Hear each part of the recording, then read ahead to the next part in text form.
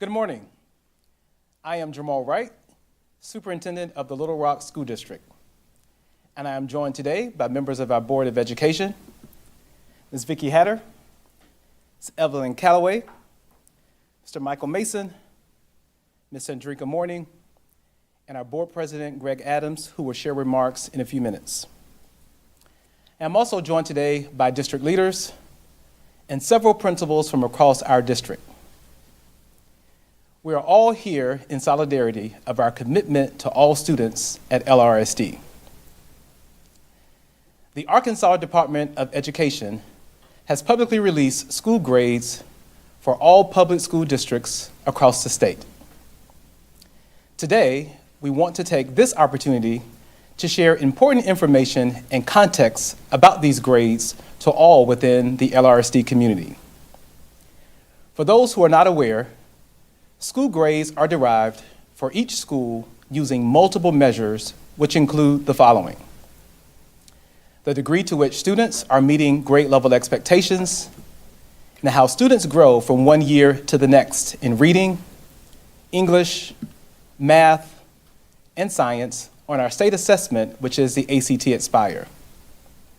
Another measure is the degree to which our English language learners are progressing, which is measured by a different assessment, and also by attendance.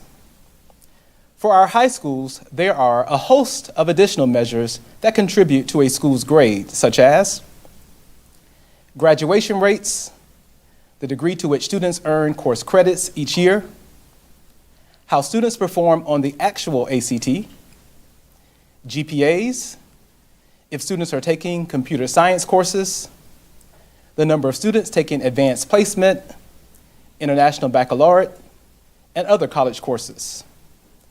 And finally, the number of students earning community service learning credits. So as you can see, there are many factors that go into how a school grade is earned. And although it is more than just how students perform on the state assessment each year, that one test does carry a lot of weight. Now we can debate all day long about what is right and what is wrong, and what is fair and not fair about this one test. And trust me, there are some real alignment issues with this assessment and our state curriculum. But the fact is, this is how our students and our schools are currently assessed, and we also know we must rise to the occasion and show that students in LRSD are just as capable as students in other districts who may be showing more success than we are today. Our students collectively may have more barriers to overcome, but we must push through these challenges and prove just how exceptional our students are. As a reminder, the last time schools received letter grades in the state of Arkansas was in 2019, prior to the pandemic. At that time, school grades in LRSD were as follows. At the elementary level in 2019, we had 4 schools that were A's, 3 B's, 4 C's, 9 D's, and 4 F's. In 2019, at the middle school level, which also includes all of our K-8 schools, we had 2 A's, 0 B's, 2 C's, 3 D's, and 0 F's. At the high school level, in 2019, all of our high schools received C's. We are all aware of how devastating the impact of the pandemic has been on the entire world and in our country in particular. Everything from the economy to social issues, politics, health, mental health issues, crime, poverty, all of these things were made much worse as a result of the pandemic. The same holds true for education. Student learning and student outcomes were all negatively impacted despite the valiant efforts of our teachers who were often teaching virtually and in person at the same time. Our teachers sacrificed and endured so much during the pandemic, and we commend them for their creativity and flexibility. Despite how hard our educators worked over the last 2 years, there should be no surprise that school grades declined in LRSD from 2019 to 2022, just as you will see declines in grades in other Arkansas districts. After 2 years of pandemic learning, our school grades in LRSD are as follows. In elementary, we moved from 4 A's to 3, from 3 B's to 2, from 4 C's to 2, from 9 D's to 2, and from 4 F's to 15. At the middle school level, we moved from 2 A's to 0, from 0 B's to 1, from 2 C's to 2, from 3 D's to 1, and from 0 F's to 4. At the high school level, we moved from all C's to 2 C's to 2 D's and 1 F.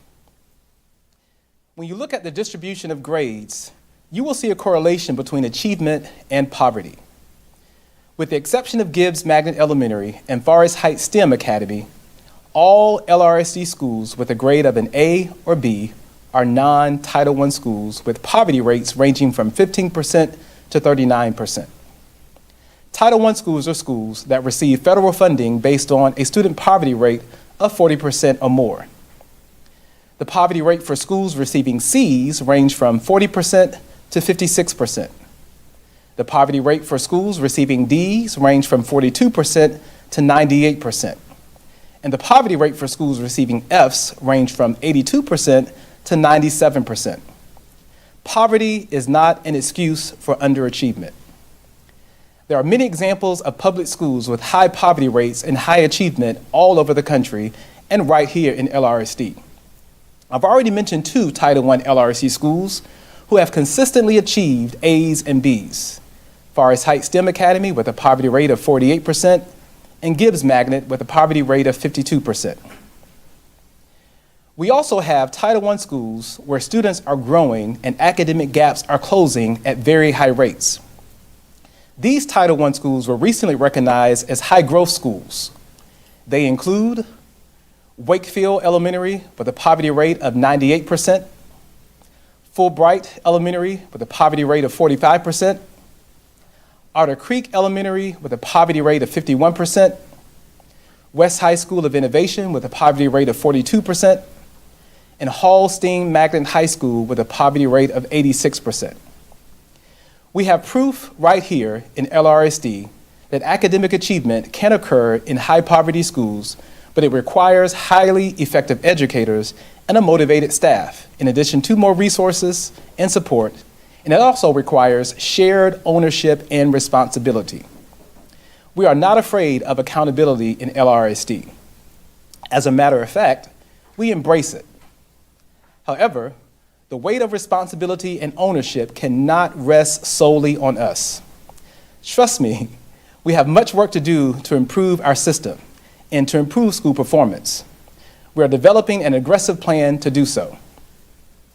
As I outlined when I arrived, my goal and dream are that the catchphrase, reimagining LRSD, will become a reality. There are a lot of great things we do well as a district, but there are some things we don't do well. And for those areas, we cannot afford to continue to do things the same way and expect different results. Among our commitments as we work to reimagine LRSD, we have a renewed focus on teaching and learning. We are putting systems in place to streamline our curriculum with an increased emphasis on professional development. Our central office team and I will be in schools a great percentage of the time, inspecting what we expect when it comes to teaching and learning. We will also emphasize relationship building with students and families. And we will provide student choice and voice in learning with differentiation in opportunities. We have used and will continue to use financial resources strategically to provide supplemental support, including resources, tutoring, and intervention to address unfinished learning. As we continue to reimagine LRSD, I remain excited about our potential to transform our district into a high-performing urban school district, a model for what can be done when we all put aside personal agendas for the sake of what is best for our children. This can only be accomplished with the help of our community. And yesterday, the LRSD community once again provided their commitment to our district by renewing the property tax renewal measure with almost a 61% approval percentage. Thank you to the citizens of Little Rock. Our city cannot be great without a great public school district. And with your continued support, we know we can become great. Thank you also to the parents and guardians of our 21,000 plus students who continue to entrust us with the education of your children. We know you have choices, and we thank you for choosing us and trust that you will continue choosing us in the future. Again, we acknowledge we have much work to do to make our district better and more accountable to our community and to our parents. We commit to seeking new ways to engage and serve our parents better. We also need help from our parents to improve student attendance and student engagement. We cannot be effective in this work if we don't work together. It is going to take the collective power of everyone to make our district a world-class learning institution. In closing, know that a school grade does not solely define or indicate quality. There are LRSD schools that may not have a grade letter of an A or B, but there are places where children are loved, cared for, and receive a high-quality educational experience. These are places where we provide wraparound services, ensuring students receive medical and dental care, take-home meals, and other intangible support. To our students and staff who may be working at a school that received an F grade, please know that you are not a failure, and your school is not a failing school. Do not allow this grade to define you or to cause you to think you are less than. This is an opportunity for you to reflect, to refocus, and to reimagine a new reality for your school. Use this as an opportunity to show your intellect, talents, skills, and abilities. Stay self-confident and continue to work hard toward your goals, outlining the steps and actions it takes to achieve them. More importantly, know that you can count on all of us to come together to show that we are a community that cares about students' futures. At this time, I'd like to invite Board President Adams to share remarks, and then we will open the floor to questions from the media, should there be any. Mr. Adams? Thank you, Dr. Wright. 2 years ago, the Little Rock School District elected its first board of directors since losing local governance in January 2015. Every new board member, and our newest board member appointed last month and elected last night, ran in part because they knew that we could and must do better for our children, and we wanted to support the district in growth and improvements needed to help more students reach their potential. In that light, these new grades are disappointing, deeply concerning, and sadly not fully surprising. The locally elected board returned in the middle of a historic and unprecedented pandemic, and that pandemic has been horrible to the educational environment, to students, their families, and to teachers and staff. It made a challenging situation so much more difficult. This board and this district have not been and are not now satisfied with where we are. Before the pandemic, academic performance was not as strong and consistent as it needed to be. Many students thrived and excelled, but too many did not. Our board and district has set goals which will challenge us to do more and do better. we are determined to do the hard work necessary for real progress. As we assess where we are today and where we want to be, it is worth noting what these new grades mean and what they don't mean. These new grades mean that we have even more work to do than we did in 2019. Work to support and educate students and to help those who have fallen behind. And work to earn and keep the confidence of our community. They don't mean that our efforts in recent years, and especially the heroic efforts during the worst of the pandemic, were in vain.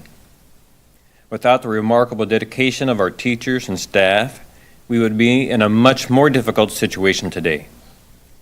They don't mean that there are not students excelling, growing, and learning in every school. They do mean that we will need to intensify our focus and find new and improved ways to build upon the strengths in our district and in each school. Our students deserve nothing less. Our board hired Dr. Wright to help us reach new levels of academic achievement throughout the district.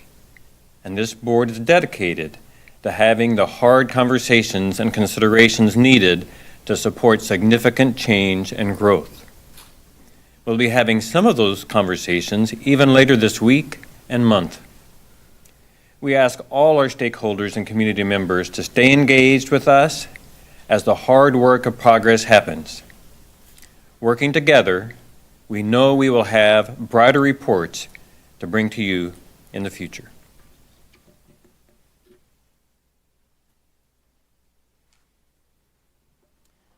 Not sure if there are any questions. Yes, sir. Dr. Wright, you said there's some alignment issues when it comes to this test. I was wondering, could you expound on that? What do you mean by that?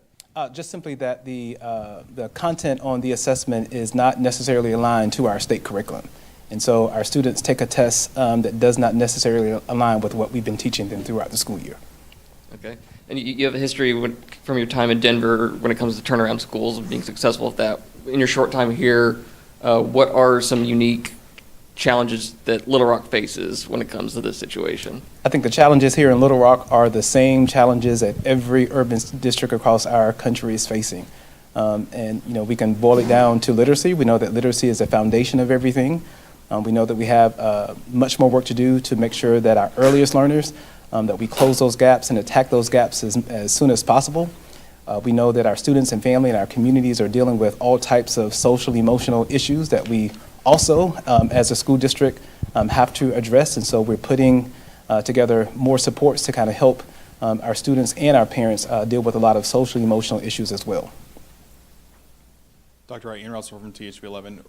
To the parents of students in those schools that regress and drop some of those grades, what do you say to them? I will say to them, do not lose hope in us. As a school district, there are lots of things that we can control. There was nothing that we can control with the pandemic. Trying to, switch to virtual learning and all the other impacts of the pandemic, it just made teaching and learning and running schools much more difficult. And so a lot of those things were outside of our control. I will say to our parents who are in schools who may not be in a school with a favorable grade, to just give us a little bit more time to show how committed we are as a district and how committed our employees are and all the extra supports that we're going to put in place to help address some of the unfinished learning that our students have experienced.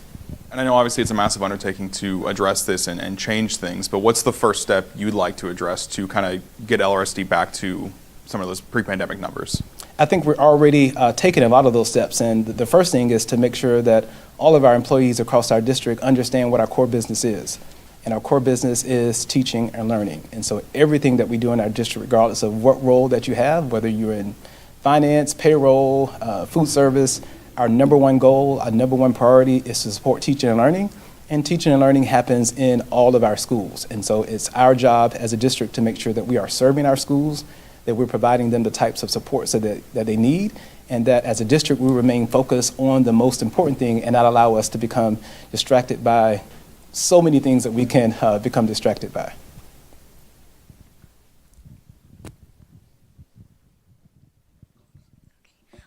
Austin Bailey from the Arkansas Times. I was hoping you could help us put this in perspective a bit. Can you address how Little Rock School District performed compared to other districts in the state, and if this was about what you expected, better or worse?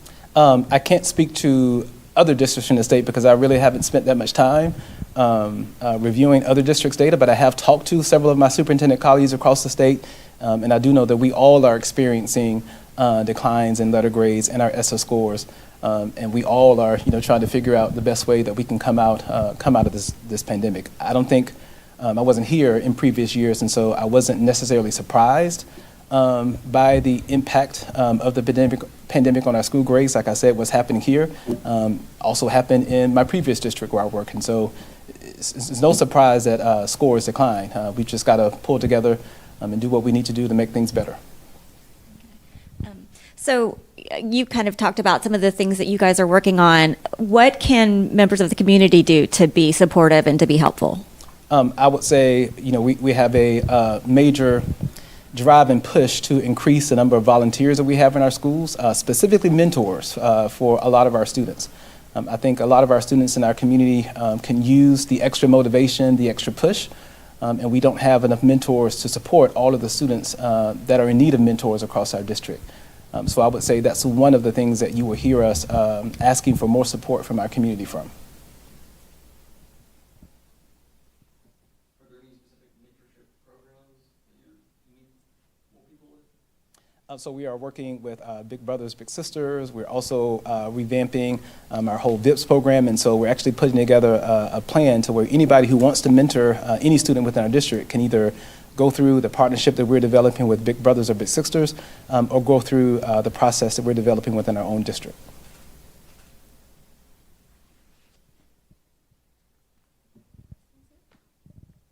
All right. Thank you guys for coming out.